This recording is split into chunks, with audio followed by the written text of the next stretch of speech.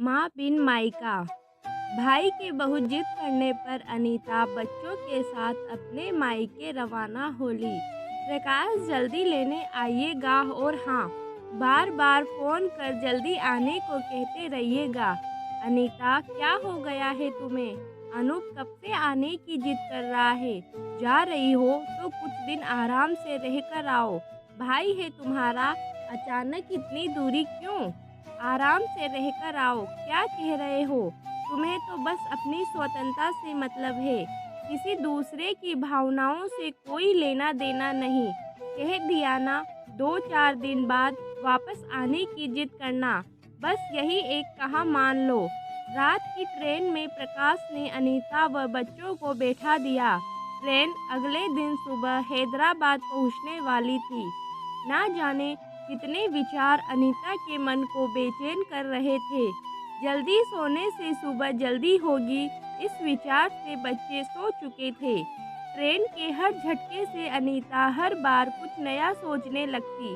Train train की आवाज़। हाँ जी प्रकाश, सोई नहीं, मेरी याद आ रही है। हाँ, अब बाकी तो जिंदगी में बचा ही क्या है।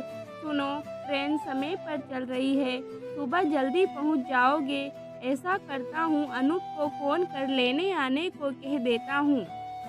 नहीं नहीं, उसकी कोई ज़रूरत नहीं, मैं कैब बुक करवा खुद पहुँच जाऊँगी। आप सो जाइए, सुबह घर पहुँचकर बात करते हैं।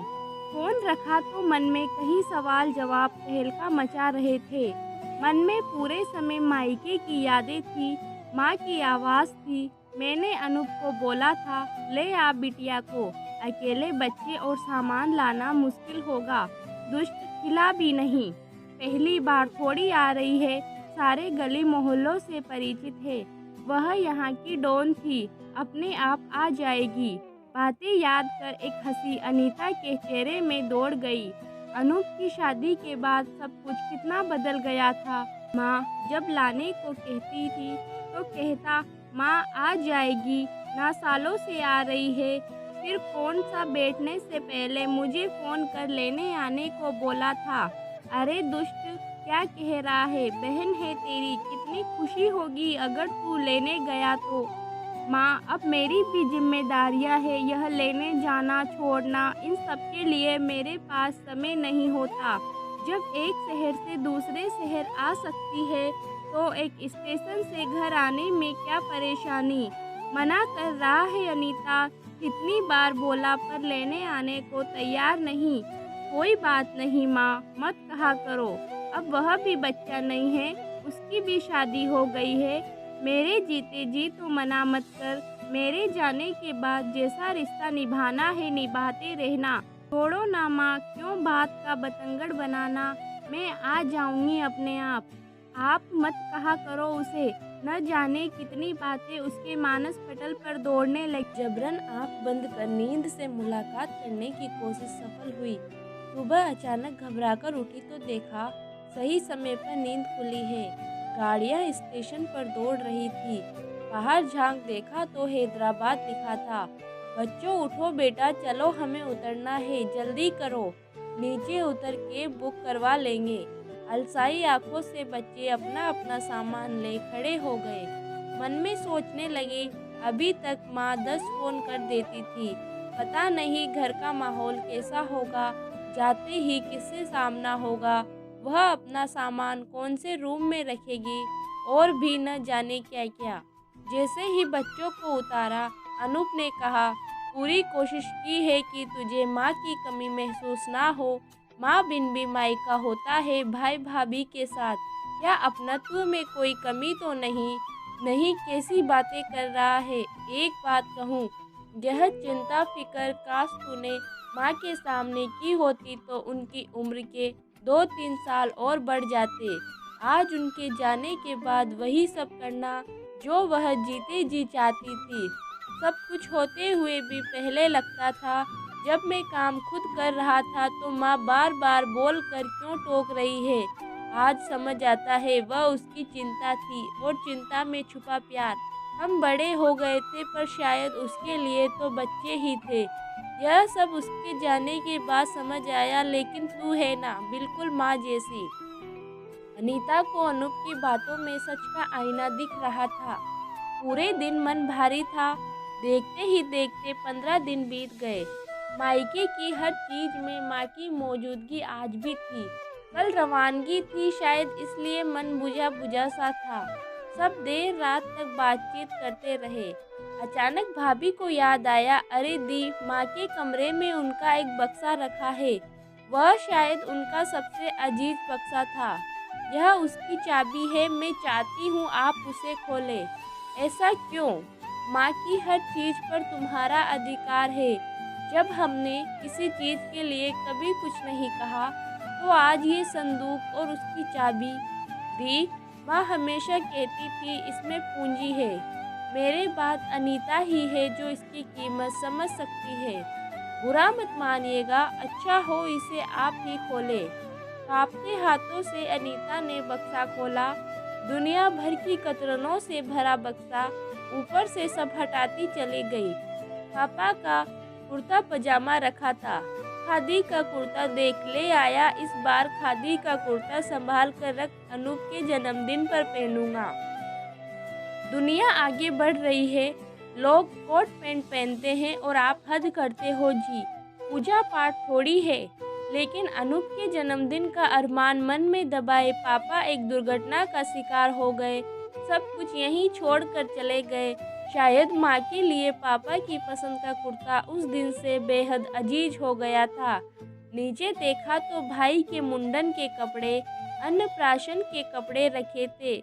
हर एक चीज माँ की ममता से ओत-प्रोत थी। अचानक हाथ में वह गुड़िया आ गई जो अनीता कभी जिद करके लाई थी। अनीता, अब जिद की तो चाटा लगने वाला है। माँ दिला दो ना वह गुड़िया। दिमाग खराब है तेरा, इतनी महंगी गुड़िया। कुछ और ले लो बेटा, थोड़े दिन बाद तू इसकी तरफ देखेगी भी नहीं। लेकिन अनीता पर तो बस उसी गुड़िया का भूत सवार था। लाकर थोड़े दिन खेल उसे पटक दिया।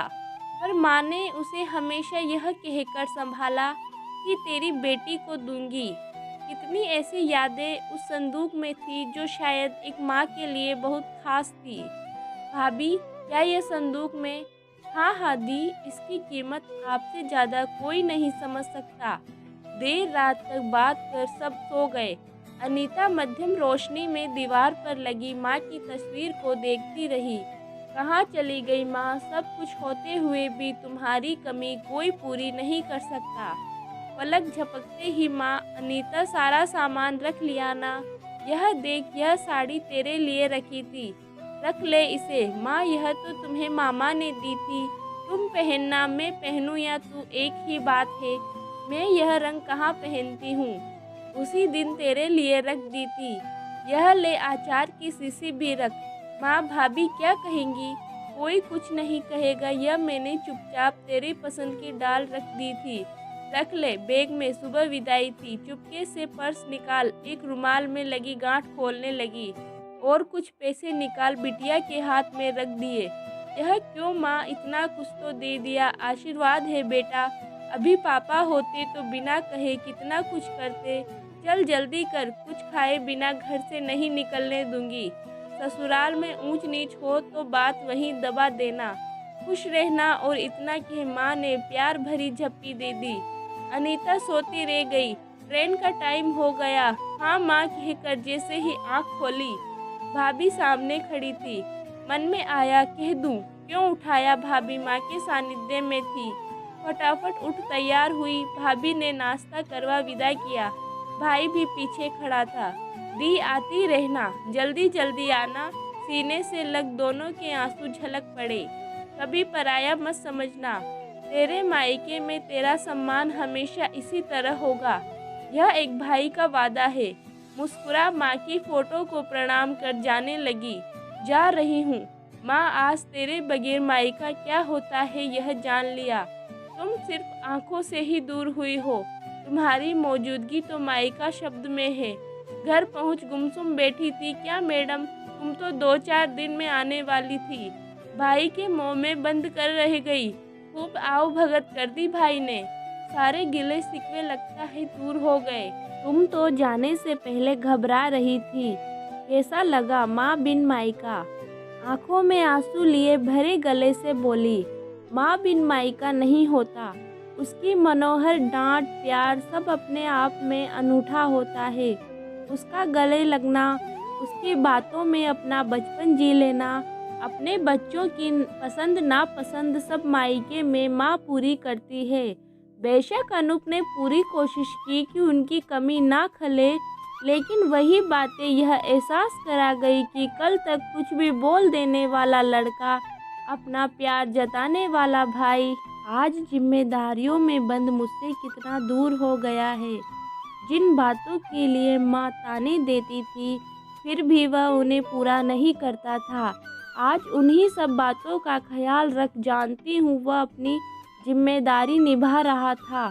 माँ के जाने से मेरा भाई दूर हो गया, उसकी जगह एक जिम्मेदार पति, पिता और रिश्ता निभाने वाला भाई खड़ा था। आंसू पोंछ बोली, माँ बिन मायका कैसा जी। माँ बिन मायके की कल्पना करने से भी रूह कांपती है। आते आते कह रहा था जल्दी आना, यही तो मायके की दूरी का आभास हुआ। पहले मन में जाने की उत्सुकता थी। माँ हर घड़ी कहती लाडो कब आ रही है। सच है, प्रकाश मायके में चाहे कितना ही आपका इंतजार हो, पर माँ बिन मायका मायका नहीं होता। अगर आपको कहानी अच्छी लगी हो तो प्लीज़ लाइक करें, शेयर करें और चैनल को सब्सक्राइब करें।